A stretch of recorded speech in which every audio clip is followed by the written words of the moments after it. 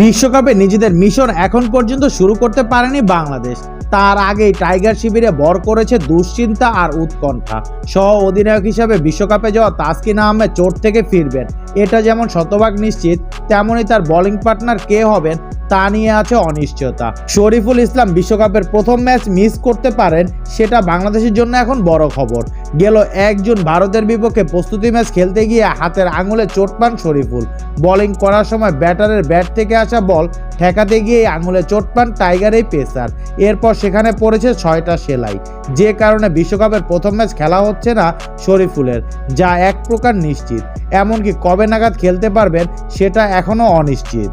শরীফুলকে নিয়ে প্রধান নির্বাচক গাজী আশরাফ হোসেন লিপু গণমাধ্যমে বলেন, ইনজুরি একটা বড় ভাবনা হয়েছে যুক্তরাষ্ট্রে আসার আগে। যুক্তরাষ্ট্রে আসার পর শরীফুল ইনজুরিতে পড়েছে। তার ইনজুরি নিয়ে আমরা অনেক বেশি চিন্তিত। 6টি সেলাই লেগেছে, আপনারা জানেন।